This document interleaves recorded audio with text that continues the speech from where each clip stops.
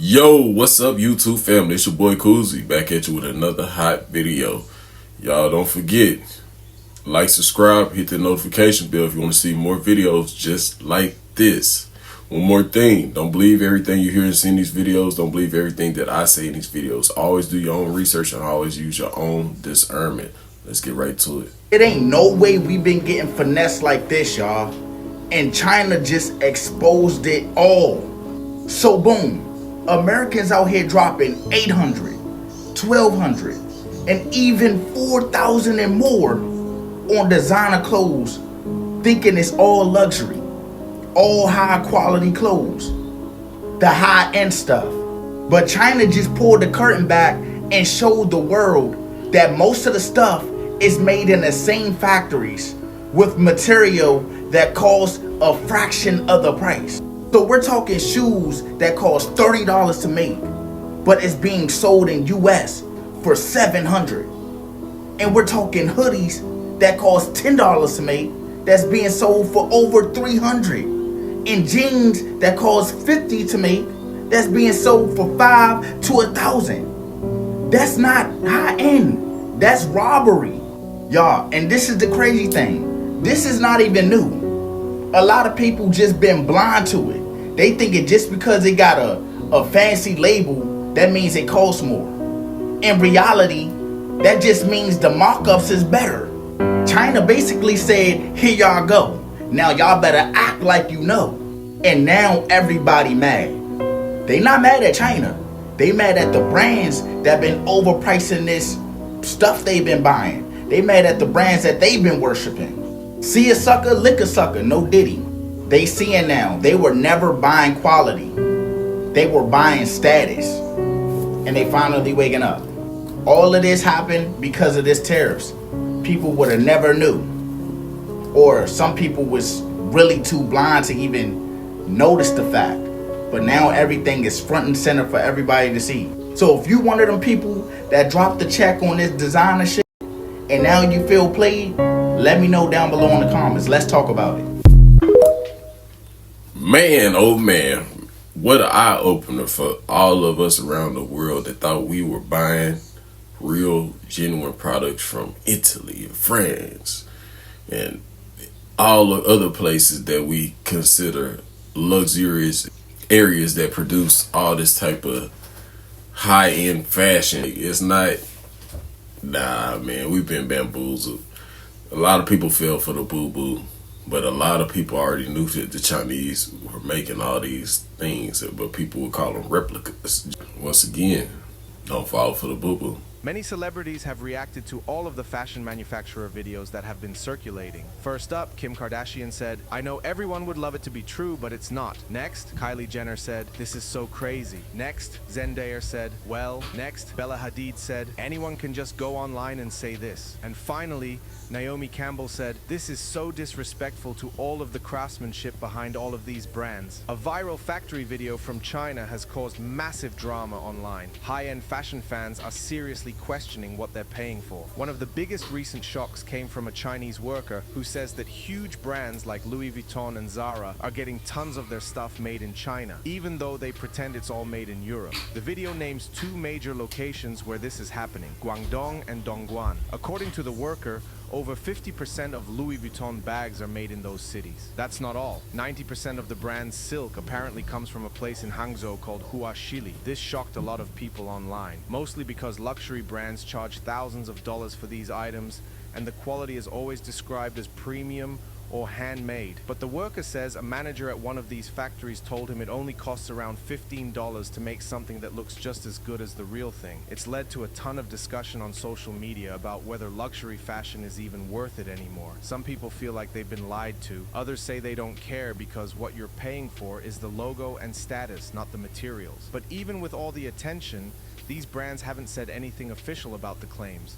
Louis Vuitton hasn't confirmed or denied using those factories, and Zara has also stayed silent. Still, the fact that factory workers are now speaking out has created a lot of hype, and it's made more people curious about what really goes on behind the scenes in the fashion industry There are even rumors that more workers from other factories might start sharing what they know too. If that happens, it could change how people think about luxury brands forever. Fans online are speaking up on the situation, and the reactions are all over the place. One fan said, "Luxury brands have been lying for years. This just proves it. I'm never buying from them again." Another fan said, "Honestly, I don't care where it's made. If it looks good and feels good, I'm still wearing it." And finally, one more fan said, "It's wild how they charge thousands for something that costs $15 to make. That's not luxury, that's just business." For this video's comment question, would you ever have guessed that these companies make their clothes in China? Before you go, be sure to give this video a thumbs up and subscribe for daily news updates on your favorite celebs. Thanks a lot for watching. Before all these videos came out about the tariffs and China exposing the US about where they get their products and who really makes their products, did you know that the Chinese people were behind all this? Did you know the Chinese people were making all this stuff? I'm pretty sure most of you did, because most of the stuff that we have over here says made in China. I mean, it's just common sense at this point, man. OpenAI just dropped their future plans on us. And from what I see, that shit do not look good, y'all. They are launching AI agents, not apps, not tools, but agents that are going to work like humans like us, but are 10 times smarter.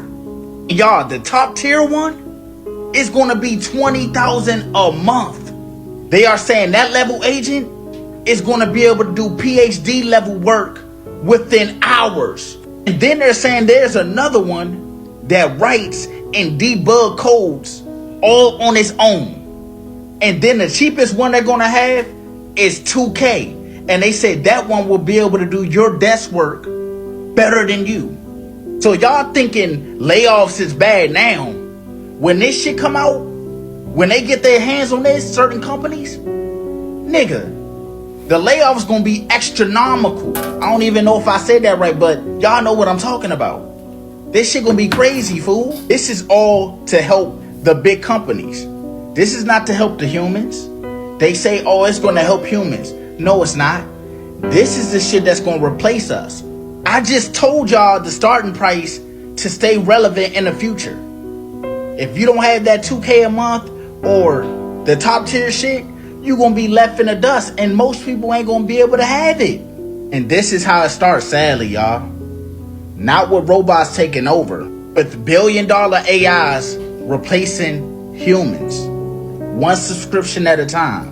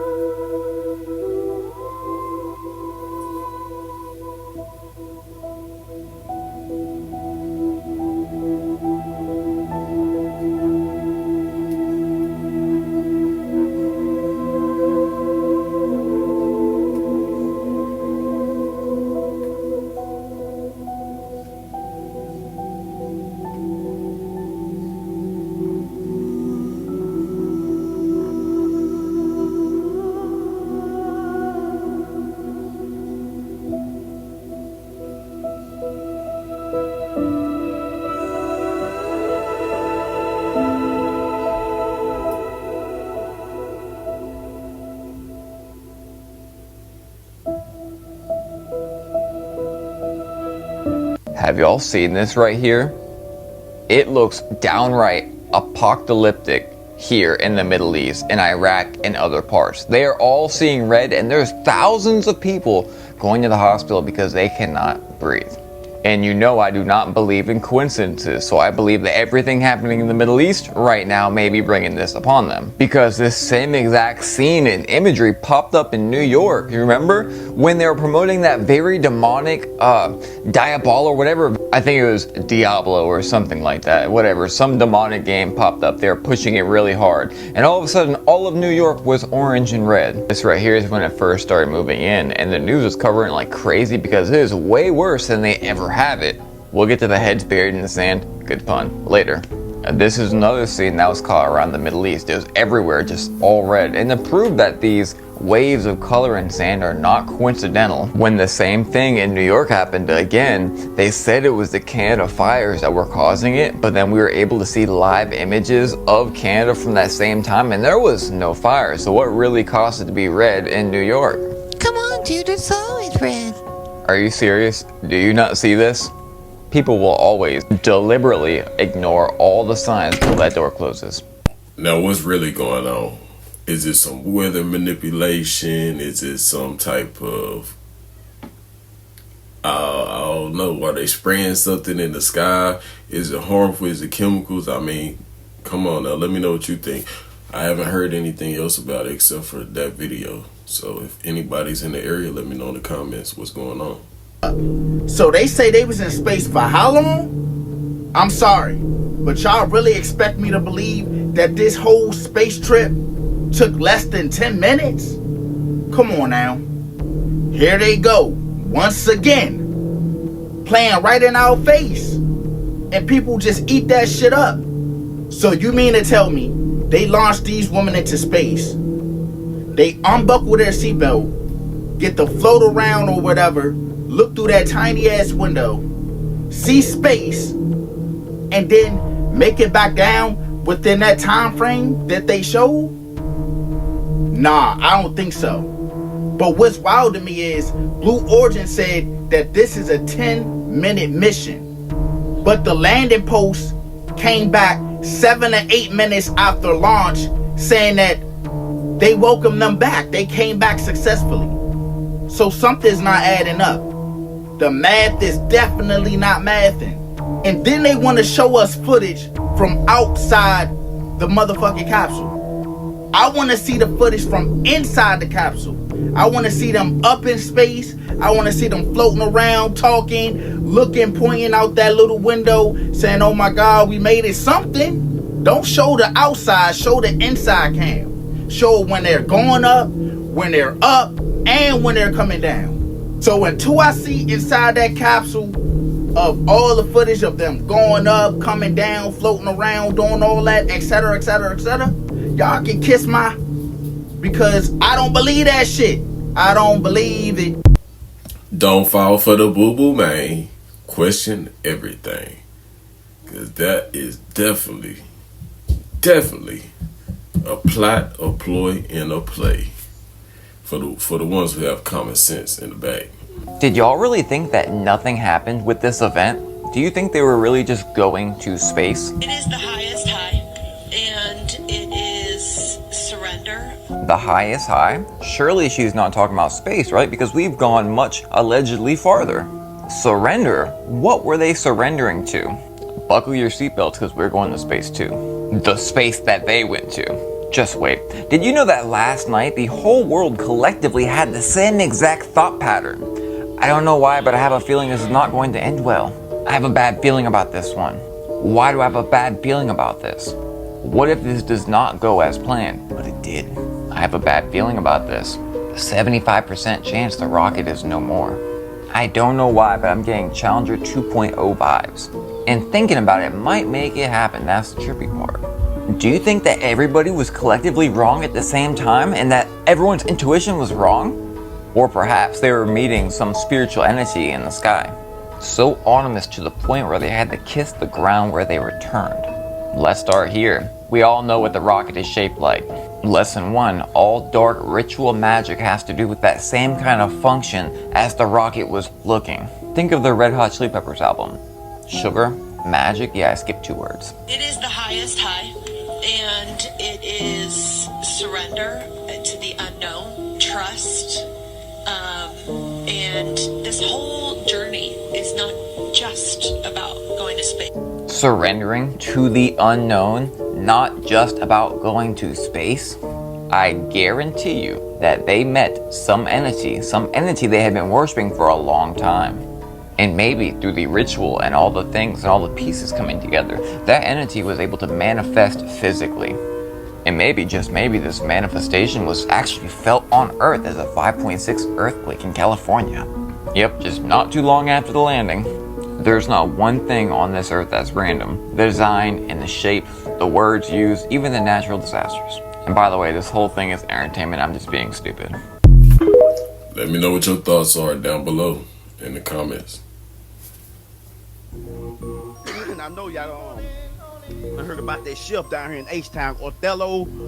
I think Othello Holmes, you nasty some of them out here doing nasty shit to the food. Yeah, he used to work at Culture's restaurant. Othello Holmes, look him up. Doing nasty shit to the utensils and shit, man. You nasty. Now I know a bunch of nasty was in my life, like my uncle. He used to open the fridge door up, fart, and close the door. That's a nasty mother. Real talk. But Othello, you going to jail, you going to the pen, nigga. Man, they found this phone here. Underage girls and all kind of nasty shit. Dude is a demon, man. Dude is a demon, man. The spot culture just nasty. You know how nasty you gotta be for a chicken to call in on you? Motherfucking chickens and witness protection down here in H-Town behind running from that goddamn dude Othello. He was out here. You got chickens and the witness protection wearing wigs and shit. I ain't never seen no shit like this, fam. Soon as Othello go to the prison, shit, I was a chef. So that means you know how to toss a salad, nigga. Oh, man. Come on. He tripping. There is a large presence of FBI agents in the backyard of a home in South City, St. Louis, allegedly digging for remains. A 39-year-old woman who was a resident of the home was taken into custody, where she allegedly gave police information on a missing persons case from 2020 that involved her roommate, 43-year-old Clint Smith. Clint Smith was allegedly the last person to be seen with Bree Miller, who went missing in the area in July of 2020. After several unsuccessful visits to the house by the family, her case sadly went cold. The FBI has been at this location on the corner of Dewey and Delore since early this morning. Locals on the scene claim multiple remains have been found, but that has yet to be confirmed by law enforcement. I'll continue to follow this story and give updates as they become available. What are your thoughts? He told us to be scared of TikTok giving our data to China. But y'all, a former executive that worked for Meta turned whistleblower just said that the same thing they've been telling us about TikTok giving data to China, she said that Meta was doing that. But worse, her name is Sarah Wynn Williams. She was a former head of policies at Meta. She dropped this book, y'all, exposing all the little dirty secrets. And guess what? Allegedly, Mark Zuckerberg tried to get this book wiped off the face of Earth. I bet. He tried to get her silenced, allegedly.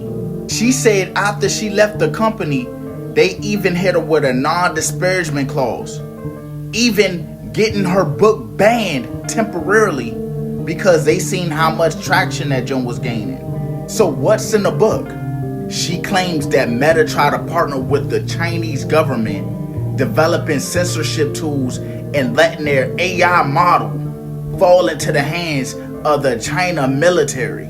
She said Meta targeted teens based on how sad or how worthless they felt, then sold that pain to advertisers selling beauty filters or surgeries, all for a profit. So they had us worried about TikTok when it was Meta allegedly doing backdoor deals and even trying to silence whistleblowers. And as she said, Mark Zuckerberg tried to bury the truth. So now with all that being said, I need y'all to drop y'all thoughts down below. Who's the biggest threat? Meta or TikTok? And if this is all true, should Mark Zuckerberg be held accountable? Drop your thoughts down below.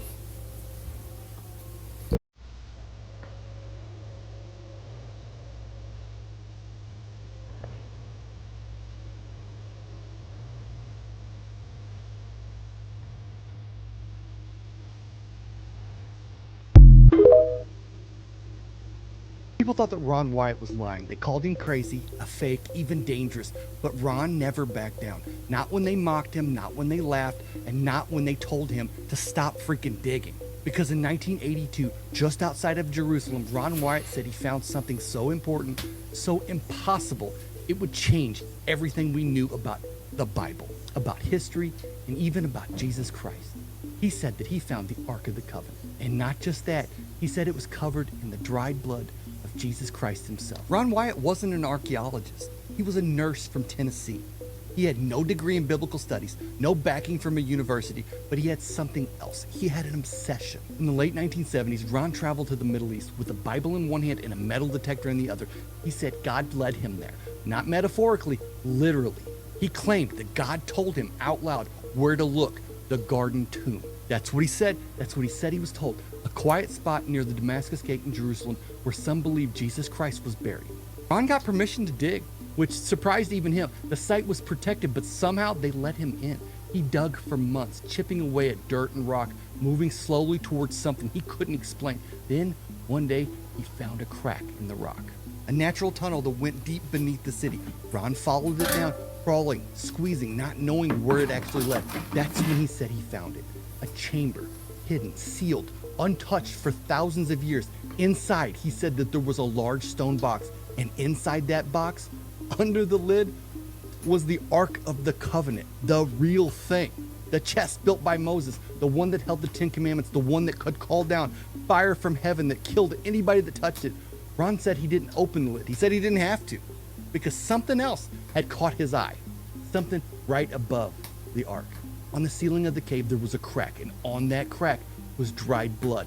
Right above the Ark, he looked at the crack, he traced it back, and he realized something.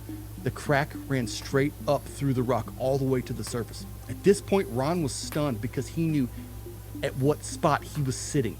The exact spot underneath Golgotha, the hill where Jesus Christ was crucified. He said that when Jesus died, the earth shook, the rock split, and his blood ran down through the crack in the stone and landed right on the mercy seat of the Ark. Old covenant, new covenant. Law and sacrifice, mercy and grace, all connected in one impossible moment. Ron said angels were there when he found it. Literal angels. They told him it wasn't time for the Ark to be revealed. They told him it would come out after a law was passed, one that forced the whole world to worship on Sunday. Until then, no one was allowed to move it, so Ron left it there. He took photos though. He said he collected samples of the blood. He tried to get it tested. He said that the lab looked at it and told him that it wasn't normal human blood. It had only 24 chromosomes, half of the DNA. They said it had no human father. Now, pause. This is where things kind of shift, because from this point forward, Ron's story went public and it got really freaking messy. People wanted proof. They wanted pictures, documents, witnesses. Ron showed almost nothing. He said that the Israeli government sealed up the area. He said people who tried to enter the cave got sick or turned back. He said he was being watched. In the early 90s, Ron told this story at churches, conferences, everywhere. He made videos, wrote articles, but still, no Ark. The mainstream archaeological community laughed at him. They said the story made no sense. The Garden Tomb isn't a verified crucifixion site. The Ark disappeared from biblical records after the Babylonian siege, and no government on earth would let a nurse from Tennessee dig in Jerusalem, except Ron swore that they did. He dug for months. And here's the part that nobody can explain, not to this day. No one has proved that he didn't find it. No one has shown footage of the chamber and proved that it's empty. No one has taken cameras into the cave and disproved the story. The cave is sealed. The cave is there. It's real.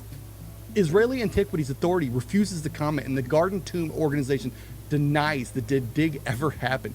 But they also admit that they don't own the underground area. So where does that leave us? Let's talk about what the Ark even is. The Ark of the Covenant was the centerpiece of Israel's religious life. It held the 10 Commandments, Aaron's rod, and a jar of manna. It was kept inside the Holy of Holies in Solomon's temple, sealed off, guarded, and only seen once a year by the high priest. But when the Babylonian army invaded Jerusalem in 586 BC, the Ark vanished. Some people think that it was taken to Babylon. Some say it was hidden in a cave, and some said it was destroyed. Others believe that it was hidden by priests and still rests somewhere under Jerusalem. There are a few verses in 2 Maccabees, a non-canonical book, that says that Jeremiah the prophet hid the Ark in a cave on Mount Nebo and sealed the entrance until God decided to reveal it. And that sounds a lot like what Ron said. Ron died in 1999. He never changed his story. He never sold the Ark. He never tried to cash it in. To the very end, he said, I know what I saw. So either Ron Wyatt made the biggest archaeological discovery in human history, or he told the biggest and longest lie of all time. Either way, the chamber is still sealed beneath Jerusalem. It still waits.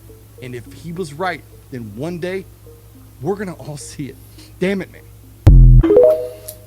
Well, I tell you what, it sounds like Ron was telling the truth to me, because it was so detailed, but you never know, man. Some people out here will come up with some hellified stories just to get a little bit of attention.